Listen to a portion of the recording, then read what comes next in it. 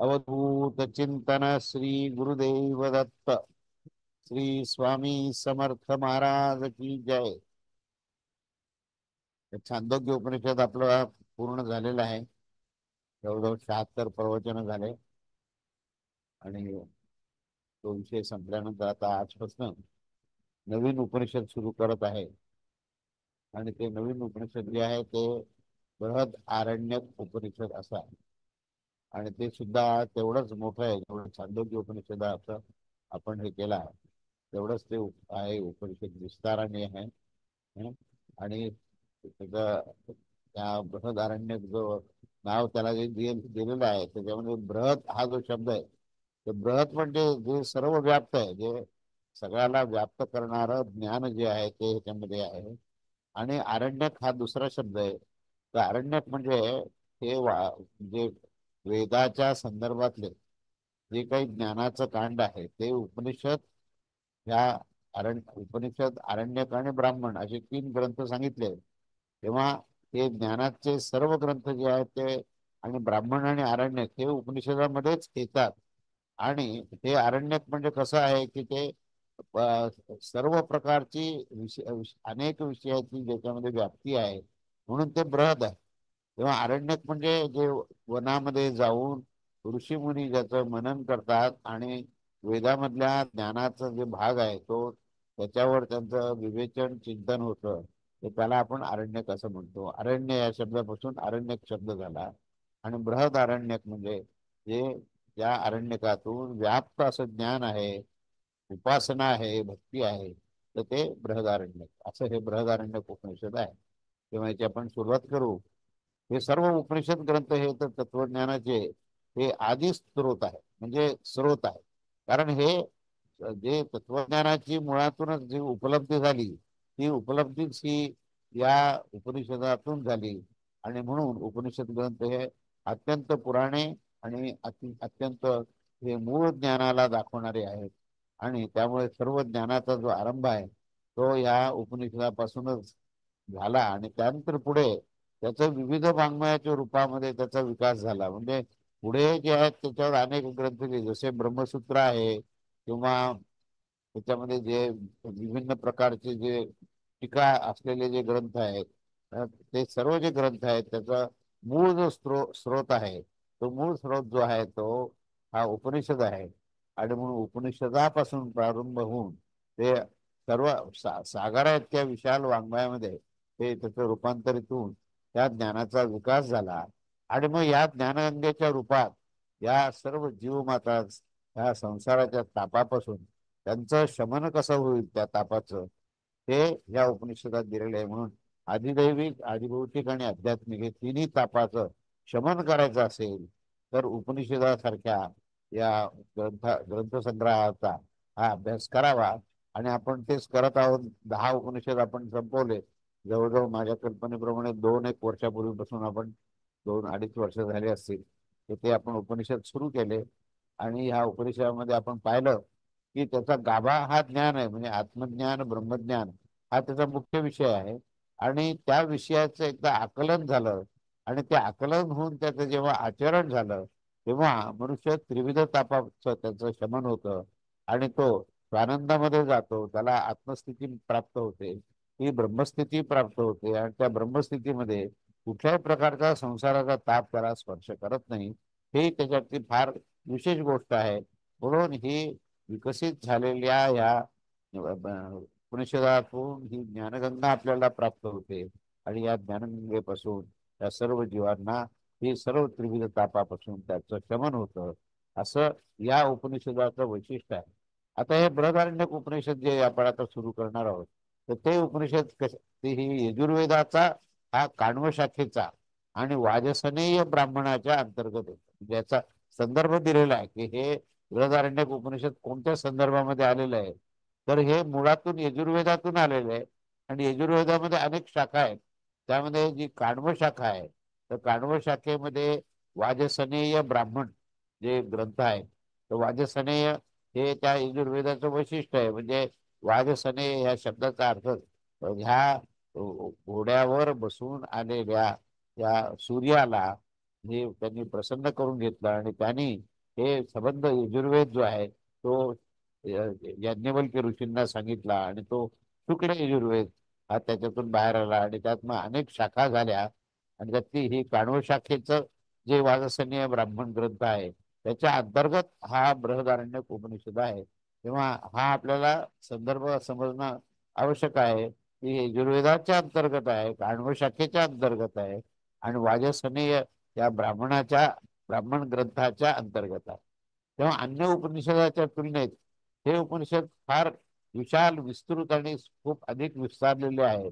म्हणूनच त्याला बृहद्रूप आहे आणि ह्यातील आरण्यक शब्द जो आहे ना तो ह्याच आशयाचा आशयामध्ये की अध्ययनासाठी अरण्य म्हणजे वनामध्ये जाण्याच्या कारणाने हे अरण्यात जाऊन केलेला हे चिंतन आहे म्हणून त्याला अरण्यक असं म्हटलंय. तेव्हा या कारणानेच या उपनिषदात बृहद अरण्यक असं संबोधन केलेलं आहे असा उल्लेख या ग्रंथाच्या आरंभीच केलेला आहे. परंतु केवळ आकारनिष्ठ बृहत्ताचाच उल्लेख केलेला नाही तर विद्वानांनी त्याला ह्या त्याच्या बृहत्ततेचा म्हणजे ज्ञानाच्या दृष्टीने सुद्धा त्याची बृहत्तता आहे असाही स्वीकार केलेला आहे. बृहत्तत्वात ग्रंथतो अर्थाच ब्रहण्य बृहत आरण्यक मतम ही त्याची उक्ती म्हणजे हे बृहदारण्यकाची ही त्या ठिकाणी व्याख्या केलेली आहे आणि ही उक्ती अक्षरशः ही सत्य अशी आहे. तेव्हा भाष्यकारांनी देखील जसे विशद आणि विवेचनपूर्ण भाष्य हे बृहदारण्यकावर केले आहे तसेच कोणत्याही दुसऱ्या उपनिषदावर केलेले नाही.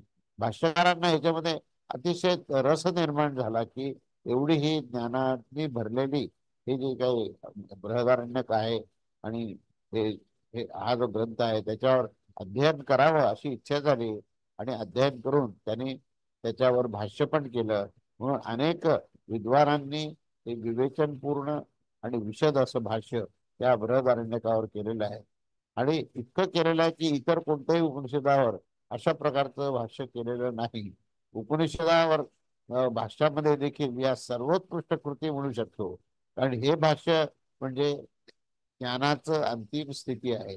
म्हणून बृहदारण्यकावरचे आचार्य शंकर आहेत आणि इतर जे आचार्य आहेत त्यांचं सुद्धा हे भाष्य हे अतिशय अध्ययनशील आहे. तेव्हा याच्यावर सर्वांचं लक्ष गेलेलं आहे कारण हे खऱ्या अर्थाने या ज्ञानाचा साठा आहे.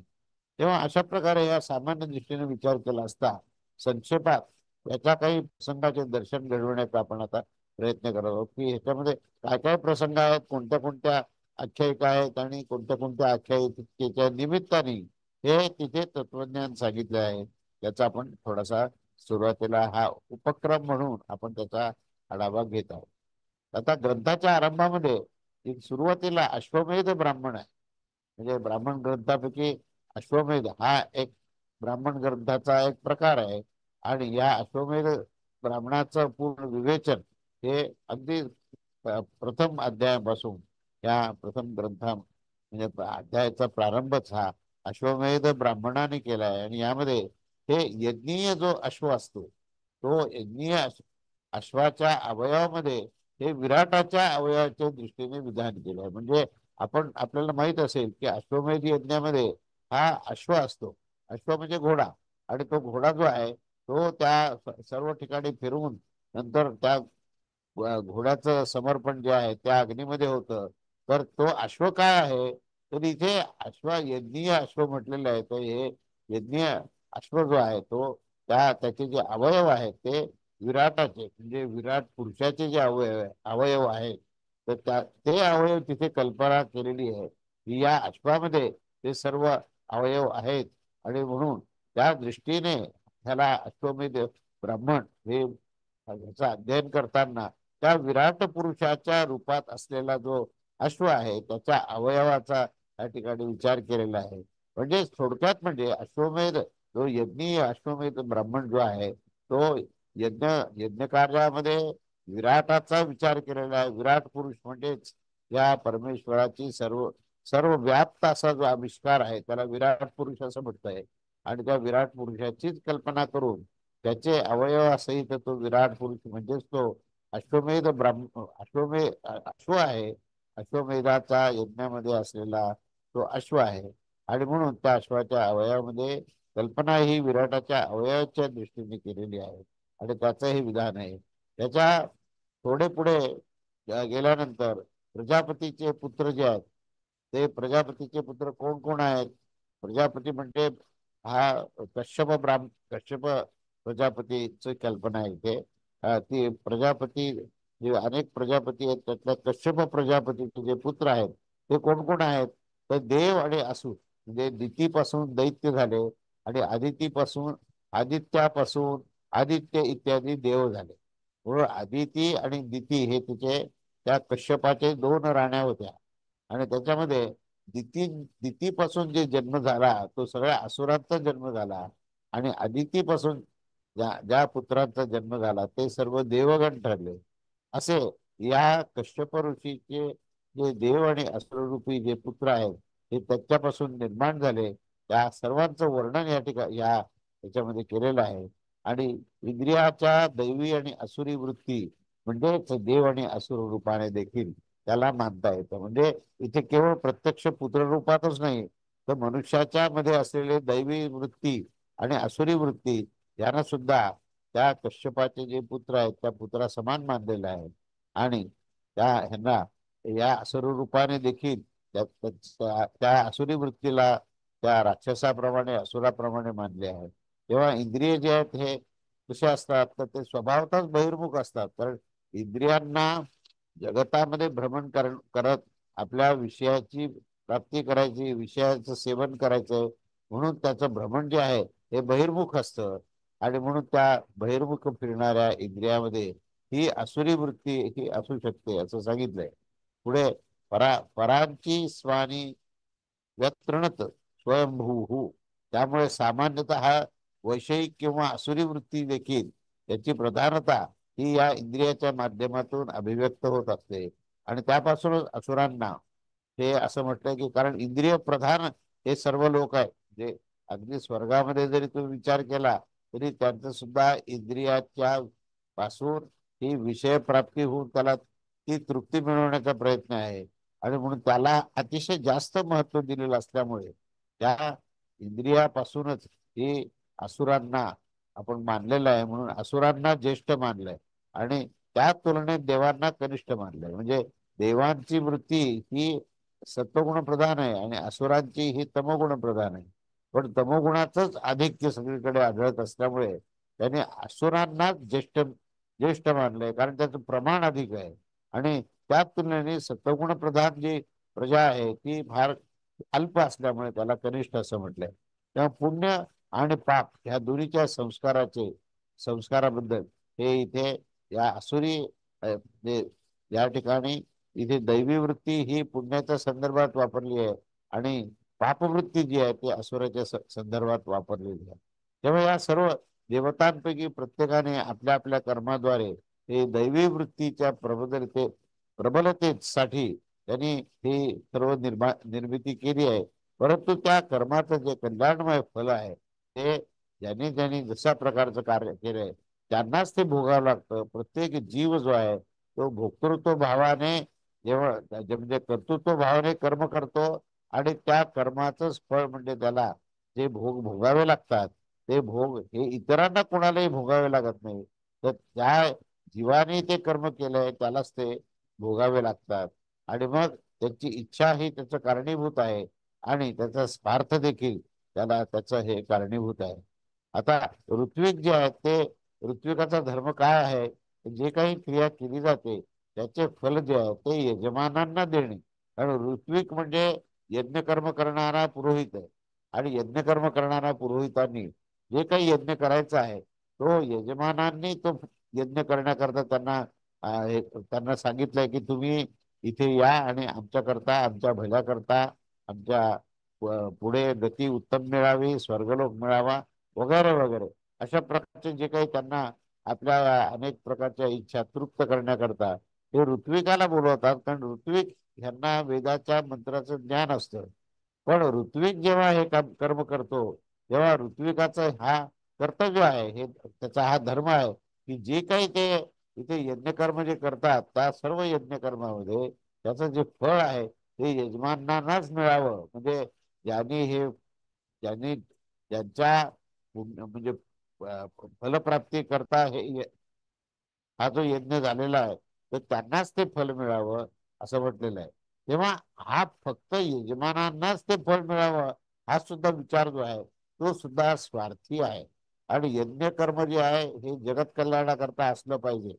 अपेक्षा काय आहे, जेव्हा तुम्ही यज्ञ कर्म करता त्यावेळेस ते यज्ञ कर्म कुठल्या एखाद्या व्यक्तीच्या म्हणजे व्यक्तीला लाभ मिळावा, व्यक्तीला भोग मिळावा म्हणून जेव्हा तुम्ही अशा प्रकारचे विचार ठेवून ज्यावेळी यज्ञ करता त्यावेळेस त्या यज्ञाला सुद्धा हा तिथे स्वार्थच दिसतो. तेव्हा स्वार्थी वृत्ती जी आहे ती ही आसुरी वृत्ती आहे. त्यामुळे त्याचे असे हे कर्म सुद्धा करणे हे म्हणजे जगत कल्याणाच्या दृष्टीने जर विचार केला तर तेही व्यर्थ आहे. तेव्हा शेवटी मुख्य प्राणाने या कर्मासाठी प्रार्थना केली.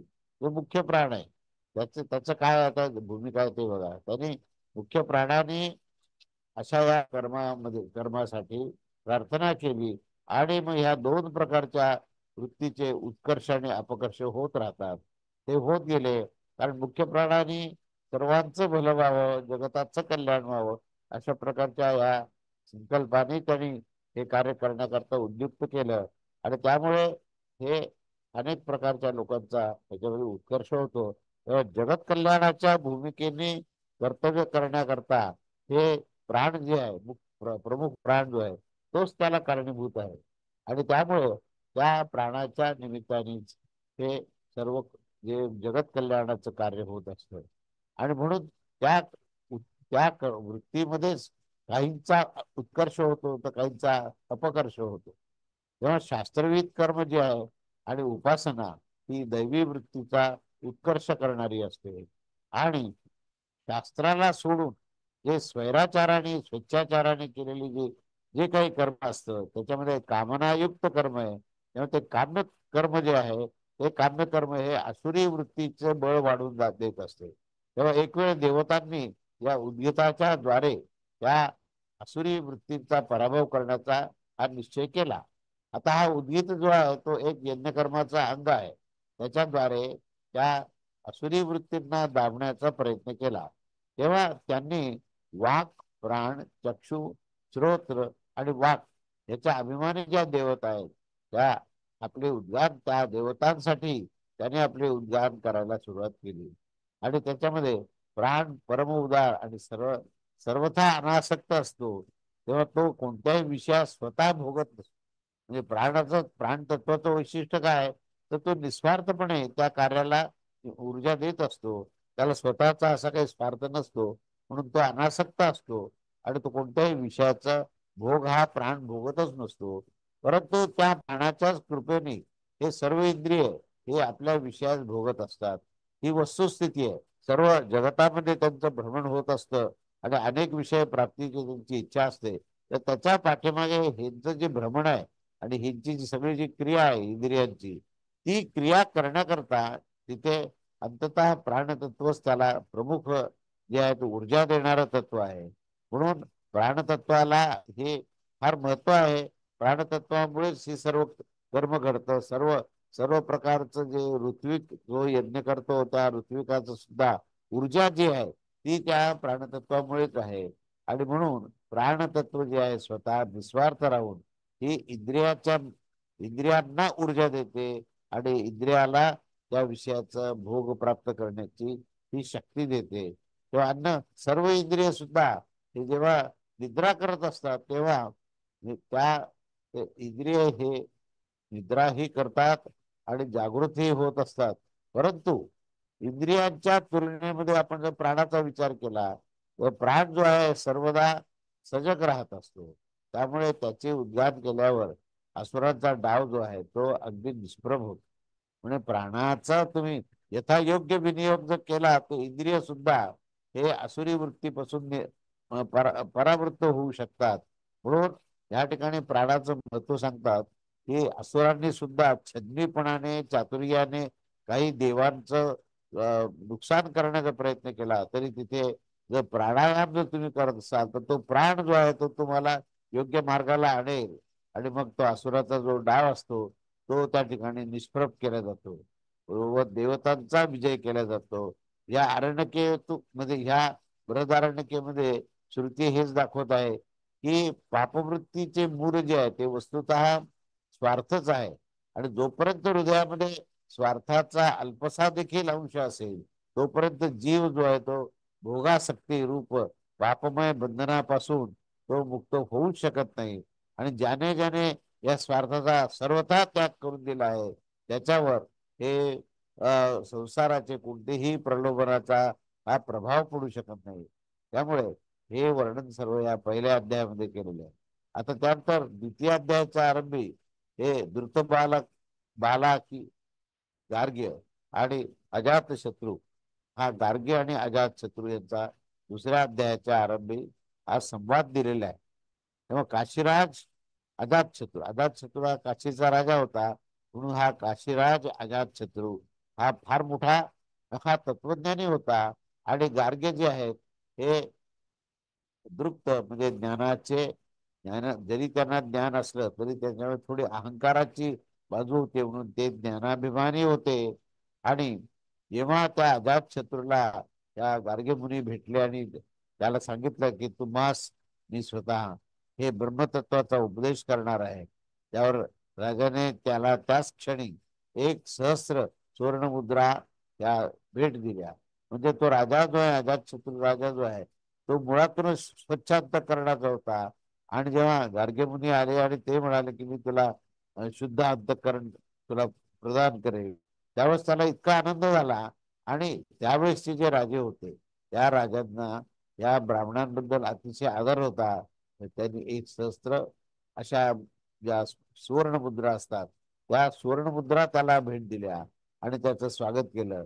तेव्हा श्रुती असं सूचित करते की जे सत्यवादी आहेत, महानुभाव आहेत, ते दुसऱ्याच्या दोषाकडे न पाहता त्यांचा सदैव आदरच करत आलेले आहेत. तेव्हा त्याबरोबरच यापासून ब्रह्मविद्येचे महत्व देखील या ठिकाणी सूचित करत आहेत की ज्याची केवळ प्रतिज्ञा केल्यानेच गुणग्राही विद्वानाने वक्त्याच्या प्रती आणि अनुपम्य उदारता ही व्यक्त केली दिलेली आहे. ह्याच्या पश्चात ज्याच्या आदित्याचे अभिमानी पुरुषामध्ये व ब्रह्मतत्वाच्या अभिमानी पुरुषामध्ये हा त्या ठिकाणी ब्रह्मतत्वाचं त्या ठिकाणी प्रतिष्ठापना केली की हा जो कोणी आदित्य आहे किंवा हे जे विभिन्न आता जे काही आपण देवदेवता पाहू तर या देवदेवता दिसायला जरी भिन्न असल्या तरी त्याच्यामध्ये हे ब्रह्मतत्वाचंच त्या ठिकाणी स्थान आहे. म्हणून या आदित्य रूपी पुरुषामध्ये ब्रह्मतत्वाचा त्यांनी आरोप केला म्हणजे ब्रह्मतत्व त्याच्यामध्ये आहे अशा प्रकारची भूमिका घेतली. आता जो राजा अजातशत्रू होता तो त्यांनी मात्र त्या स्वतःला ही परिच्छिन्न म्हणजे अतिशय दवमात्र दाखवून त्यांच्या उपासनेची देखील हे विशिष्ट असं फळ दाखवताना त्या सर्वांचा निषेध केला. अशा प्रकारे आपल्या ह्या बुद्धीची जी गती आहे ती कुंठित होऊन गेल्यावर सुद्धा गार्ग्याचा अभिमान गलित होऊन गेला. आणि त्याने ह्या ब्रह्मज्ञानकासाठी राजाच्या ह्या संबंध त्याचं ब्रह्मज्ञान पाहिलं. आणि मग मात्र खरोखरच गार्गे मुनी जे आहे ते आपल्या या ज्ञानाचा जो अहंकार त्यांना होता, जो एक अभिमान होता, तो गळून पडला. एक उदाहरण दिलेलं आहे की हा जो काशीराज जो होता तो काशीराज जो आहे तो त्याला म्हणजे गार्गे मुनींना हे सांगत होता की मी तुला आता या तत्वज्ञानाबद्दलचं काही सांगतो ते ऐक. म्हणून त्याचा हात धरून ते मधल्या एका महालात गेले आणि त्या ठिकाणी एक पुरुष जो आहे तो झोपलेला होता. त्या झोपलेल्या पुरुषाला त्यांनी काय केलं की त्याच्या नावाने पुकारलं आणि अनेक प्रकारच्या नावाने पुकारलं. म्हणजे त्यांनी गृहीत धरलं की हे 10 नावं त्याची असतील. आणि म्हणून एकेका नामाचा पुकारा केला. आणि तो पुकारा केल्यावर सुद्धा तो झोपलेला पुरुष जागा झाला नाही. तर तो तो गंभीर अशा या निद्रेमध्येच तो व्यस्त होता. पण जेव्हा राजाने त्याला त्याला आपल्या हाताने दाबले आणि तो त्यावेळेस मंत्र त्याची ही झोप पूर्ण नष्ट झाली आणि तो त्वरित उठून उभा राहिला. म्हणजे आपण एखाद्या व्यक्तीला बोलवताना पुष्कळदा पुष्कळदा हे असं गृहीत धरतो की त्याला आपण काय बोलतोय समजतंय. आणि म्हणून तो अतिशय गंभीर असला तरी त्याच्या नावाने आपण त्याला बोलावतो किंवा विविध त्याचे जे काही अनेक नावं असतात त्या नावाने बोलवतो आणि अपेक्षा करतो की त्याला झोपेत का असेना म्हणे ऐकू येईल आणि तो उठेल. थोडीसा येतील तिथे पण या ठिकाणी असं घडलेलंच नाहीये. तर हा जो काही पुरुष आहे, हा पुरुष जो आहे तो त्या ठिकाणी तो गंभीर निद्रेमध्येच राहिला. या राजाने किती वेळाला त्याला बोलवलं तरी तो उठला नाही. आणि शेवटी मग काय केलं की त्याने त्याच्या हाता हात दाबला त्यांनी. आणि तो हात दाबल्याबरोबर त्याला ती जाणीव झाली आणि तो निद्रेतून उठून उभा राहिला. अशा या प्रसंगाद्वारे श्रुती जे असं दाखवतं की जेवढं पण काही नाम आणि रूप ह्याच्या अभिमानी देवता आहेत, त्या विज्ञानमय आत्मा नाहीत. म्हणजे ते खऱ्या अर्थाने त्यांच्यामध्ये आत्मतत्व नाही. माणसाला काही ना काहीतरी नाव असतं आणि त्या नावाला धरून तो आपला देहाचा अभिमान करत असतो, रूपाचा अभिमान करत असतो, नामाचा अभिमान असतो. आणि म्हणून जिथे अभिमान आहे, जिथे अहंकार आहे, जिथे अहम ममत्व आहे, त्या ठिकाणी विज्ञानमय आत्मा हा राहत नाही. म्हणून तिथे त्याला फक्त आपण देहभाव असल्यामुळे देहालाच काहीतरी केलं तर तो जागृत होतो, हे त्यांनी सिद्ध केलं. त्याचा ह्या विज्ञानमय आत्म्याचा यत्किंचितही संबंध नाहीये. तो केवळ देहस्थितीमध्ये असल्यामुळे त्या देहभावातूनच त्याचा पूर्ण आविष्कार आहे. हे ज्यावेळेस त्या राजाने दाखवलं, कशा निमित्ताने की त्याला नामरूपातून ज्यावेळेस तुम्ही त्याचं संबोधन केलं त्यावेळेस तो गंभीर निद्रेतून बाहेर आला नाही. पण जेव्हा त्या देहाला तुम्ही दाबलं त्यावेळेस मात्र तो जागृत झाला आणि लगेच उठला. त्याच्यावरून त्यांनी काय सांगितलंय की हा मुळातूनच हा जीवभाव असलेला जीवात्मा आहे आणि तो विज्ञानमय आत्मा नाही. आणि म्हणून त्या नुसत्या पुकारण्याने तो काही उठू शकत नाही, हे त्यांनी सांगितलं. तेव्हा विज्ञानात्मा हा नामरूपाच्या पलीकडे असतो. सामान्यतः सर्वत्र व्याप्त होणाऱ्या तत्वाबद्दल या हृदय देशामध्ये त्याची एक विशिष्ट प्रकारची अशी अभिव्यक्ती असते. वस्तुतः तो सर्वांचा प्रेरक आणि भोक्ता आहे. अन्य इंद्रियाभिमानी देव देखील त्याचीच विभूती आहे. आणि त्याच्या सत्तेशिवाय स्वतंत्र अशी कोणी स्वतःची शक्ती ही दाखवू शकणार नाही आणि असू शकत नाही. इंद्रियांना प्रेरित करण्यासाठी हा मुख्य त्याचा कारणीभूत आहे, तो प्राण आहे. परंतु प्राणाचा देखील प्रेरक तत्व जे आहे, म्हणजे त्याला प्राणाचा प्राण म्हणू, तर ते आत्मतत्व आहे. तेव्हा या अध्यायाचा जो चौथ्या ब्राह्मणामध्ये याज्ञवल्क्य आणि मैत्रियीचे पुढे संवाद दिले. आणि या दुसऱ्याही त्या कारण याज्ञवल्क्याला दोन स्त्रिया होत्या, एक मैत्री आणि दुसरी कात्यायन. तेव्हा ह्या आता पुढच्या चौथ्या अध्यायामध्ये त्याचा उल्लेख आहे की याज्ञवल्क जे आहे तो मैत्रेयीशी संवाद करतो. मैत्रेयी ही त्याची म्हणजे प्रथम पत्नी म्हणा आणि कात्यायनी ही द्वितीय पत्नी म्हणा, अशा दोन पत्नी त्याला आहेत. तेव्हा तो आता जो संवाद ह्या अध्यायामध्ये केला तो त्या मैत्रिये बरोबर ही हा संवाद आहे. या दोन्ही स्त्रियांचं वर्णन करताना ते सांगतात की मैत्रीय जी होती ती अत्यंत विद्वान होती, म्हणून तिला ब्रह्मवादिनी असं म्हटलंय. आणि ह्या स्त्रियापैकी सामान्य बुद्धी असणारी जी आहे ही दुसरी पत्नी म्हणजे कात्यायनी होती. तेव्हा संप्रदाय भेदाने या उपनिषदामध्ये हा प्रसंग जो आहे तो चतुर्थ अध्यायामध्ये आणि पंचम ब्राह्मणामध्ये सांगितला आहे. तेव्हा हा प्रसंग सुद्धा अतिशय उद्बोधक आहे की हे दोन प्रकारच्या स्त्रिया ह्याच्यावर हा संसार करतोय. परंतु या स्त्रियांमध्ये एवढा मोठा फरक आहे. म्हणजे तिथे एक स्त्री जी आहे ती अखंड ब्रह्मतत्वाचं ज्ञान प्राप्त करण्याच्या दृष्टीने तिची तपस्या चालू आहे, तर दुसरी पत्नी प्रसंग असा घडला की याज्ञवल्क्यांना एकदा अशी इच्छा झाली की आता आपण या संसारातून संन्यास घ्यावा. आणि संन्यास घेण्याच्या इच्छेने त्यांनी या दोनही स्त्रियास आपल्या संपत्तीची वाटणी करण्यासाठी प्रस्ताव ठेवला. तेव्हा कात्यायनीच्या मुखातून तर काहीही शब्द निघाला नाही, कारण की ती प्रेयक कामिनी होती. म्हणजे वर्णन काय केलंय की ह्या दोन्ही स्त्रियांमधला भेद पहिल्यांदा सांगितला की एक स्त्री ही ब्रह्मतत्वाच्या अनुसंधानात हे ज्ञानाचंच पूर्ण अधिष्ठान आणि अंतिम ज्ञान प्राप्त करण्याकरता होती, तर दुसरी स्त्री ही संसारातले भोग प्राप्त करण्याकरता होती. अशा या दोन्ही स्त्रियासमोर जेव्हा हा याज्ञवल्क जो आहे तो आपल्याला आता संन्यास घ्यायचा आहे असं सांगितल्यावर त्यांनी आपल्या संपत्तीची वाटणी करण्याचा प्रस्ताव समोर ठेवला. तर हा प्रस्ताव ठेवल्यानंतर प्रत्येकाच्या प्रतिक्रिया कशा आहेत हे पाहण्यासारखं आहे. याच्यामध्ये जे कात्यायनी आहे ना, त्याच्या मुखातून काही शब्द निघाला नाही की तुम्ही बा मला संपत्ती कशाकार देता, तुम्ही तर संन्यास घेऊच नका, तुम्ही आमच्यावर पाहिजे, असं काही न सांगता ती शांतपणे बसली. त्याचं कारण काय की तिचं वर्णन करताना सांगितलंय की ती प्रेय कामिनी असं म्हटलं, म्हणजे प्रिय तत्वाशी धरून असणारी ती स्त्री होती. म्हणून तिला म्हणजे प्रेयस आणि श्रेयस असे दोन मार्ग आहेत. प्रेयस जे आहे ते उपभोग आणि सुख प्राप्त करण्याचा मार्ग आहे. तो तो प्रिय स्थिती म्हणजे प्रिय तत्वाला धरून आहे. आणि ती दुसरी स्त्री जी आहे मैत्रीय, तिला श्रेयक कामिनी असं म्हणते. प्रेयक कामिनी आणि श्रेयक कामिनी असे दोन शब्द वापरले. तेव्हा प्रेयक कामिनी जी आहे ही एक कात्यायनी होती आणि मैत्रेय जी होती ही श्रेयक कामिनी होती. तेव्हा ती शांत बसली, पण मैत्रेय मात्र शांत नाही बसली. तर ती काय म्हणाली हे फार महत्वाचं आहे. ती याज्ञवल्काला म्हणाली की जर धनाने भरलेली ही संपूर्ण पृथ्वी जरी तुम्ही मला देऊ केली तरी ती घेऊन मी अमर होईल का? प्रश्न काय आहे बघा. प्रश्न असा आहे की केवळ धन आणि विपुल धन प्राप्त झाली, चोरण आहे सगळ्या प्रकारचं विविध प्रकारचे जे धनाचे आविष्कार असतात किंवा म्हणजे संपत्ती आहे, जमीन जुमला आहे, राज्य आहे, असं म्हणजे इथपर्यंत म्हणाले की तुम्ही संबंध पृथ्वी जी आहे ही सुद्धा मला देऊ केली आणि समजा मी जर ती घ्यायची ठरवली तर मी त्याच्याने अमर होईल का?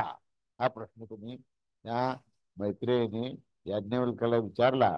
त्यावर याज्ञवल्क म्हणाले की धनाने तर अमरताची आशाच घेऊ नका, कारण धन आणि अमरता याचा परस्पराशी काडीचाही संबंध नाही. तेव्हा मैत्रियेला त्यांनी स्पष्ट सांगितलं की मी तुला धन प्रदान केल्यानंतर तुला अमरता प्राप्त होईल असं मी अजिबात सांगू शकत नाही. तेव्हा मैत्रियेला हे वाक्य ऐकल्याबरोबरच एक अशा प्रकारचा त्या ठिकाणी संधी मिळाली आणि ती संधी मिळाल्यावरती म्हणाली की ज्याने मी अमर होऊ शकत नाही त्याला घेऊन मी काय करणार. म्हणजे तुम्ही मला संपत्ती द्यायचं जरी ठरवलं तरी ती संपत्ती घेऊन मला मला केव्हा तरी मृत्यू येणारच आहे आणि ही सगळी संपत्ती इथे भूलोकातच राहणार आहे. त्यामुळे ही संपत्ती घेऊन मी काय करणार. तेव्हा तुम्ही मला अशी वस्तू दाखवा किंवा अशी वस्तू द्या की त्या वस्तूने मी अमर होऊ शकेल. वस्तुतः हाच विवेक आणि वैराग्याचं सत्य स्वरूप आहे, ज्याच्यामध्ये ही जिज्ञासा निर्माण होते की मला त्या अमरतत्वाचं ज्ञान प्राप्त होऊन मी स्वतः अमर व्हावं, असं ज्याची जिज्ञासा जागृत होते आणि कोणत्या वस्तूची प्राप्ती झाली तर मी अमर होईल असा प्रकारचा प्रश्न आणि अशी तीव्र जिज्ञासा ज्याच्यामध्ये निर्माण होते, तेच विवेक आणि वैराग्याचं हे मूळ कारण आहे.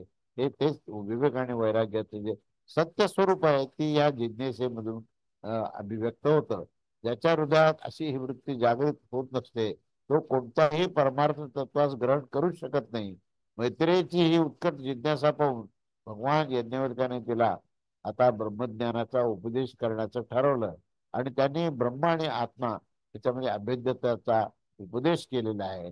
आणि त्यावेळेस आत्म्यासाठीच सर्वांची ही प्रियता, आत्मज्ञानानेच सर्वांचे ज्ञान, आत्म्यापासूनच भिन्न हो कोणत्याही वस्तू पाहणे म्हणजे त्याचा पराभव आणि आत्म्यानेच संपूर्ण भूतांची उत्पत्ती आणि प्रलय आणि अज्ञानानेच ही अनात्म वस्तूची सत्ता दाखवून अंततः हा उपदेश केला की ज्या दृष्टीने सर्व काही आत्मा आहे असा असा प्रकारचा भाव तिथे झाला.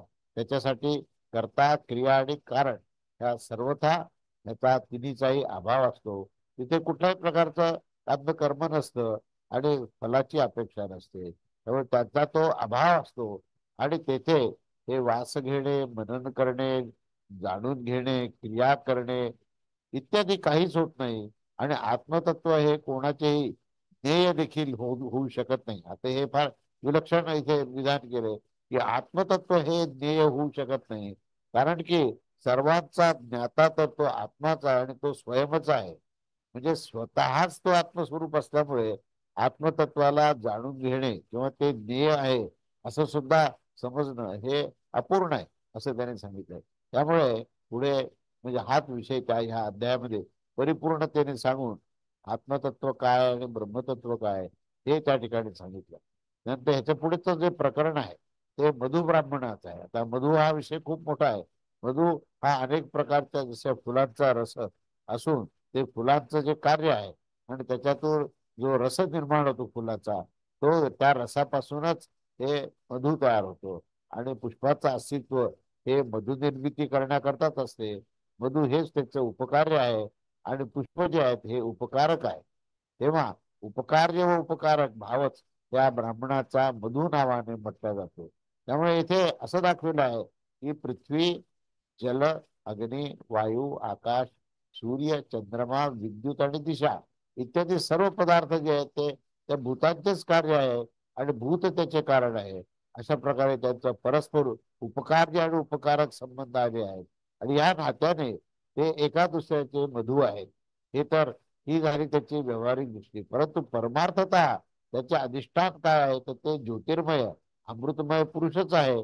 तेच त्याच्या त्या अध्यात्म मूलभूत अर्थात वास्तविक त्याचं स्वरूप आहे. तेव्हा त्याचे त्या मूलभूत अधिष्ठान असलेले जे तत्व आहे त्याच नाम जे आहे ते आत्मा आहे आणि हा आत्माच अमृत ब्रह्म आहे आणि सर्व स्वरूप आहे. अशा प्रकारे या ब्राह्मणाने अधिष्ठान दृष्टीने संपूर्ण प्रपंचाच्या या ब्रह्मस्वरूपतेचं प्रतिपादन केलं आहे. आणि इंद्रो माया भी ही पुरुरूप इयते या श्रुतीने स्पष्ट सांगितले आहे की तो आत्मतत्वच आपल्या मायाशक्तीने अनेक आकार धारण करून क्रीडा करत असतो. यापासूनच पुढे जनक कृतकृत्यच अनुभव करून आपले सर्व राज्य जे आहे ते गुरुचरणात त्या गुरुदेवाच्या चरणावर अर्पण करतो. ती जनकाची कथा ही पुढे दिलेली आहे आणि अशा प्रकारे या प्रकरणाचा उपसंहार या ठिकाणी होत आहे.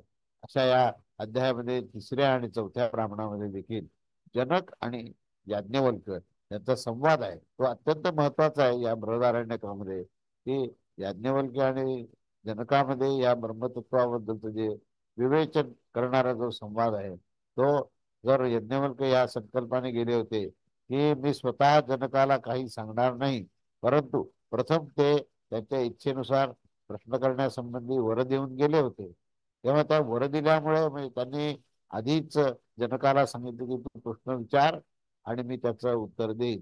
त्यामुळे त्यांना जरी ते मौन बसले तरी जनकाने पुढे प्रश्न विचारले आणि त्या प्रश्नाच्या उत्तरामध्ये हे विस्तृत असं हे ब्रह्मतत्वाचं विवेचन आहे. ते आपण पुढच्या रविवारी बघूया. अवधूत चिंतन. श्री गुरुदेव दत्त. श्री स्वामी समर्थ महाराज की जय.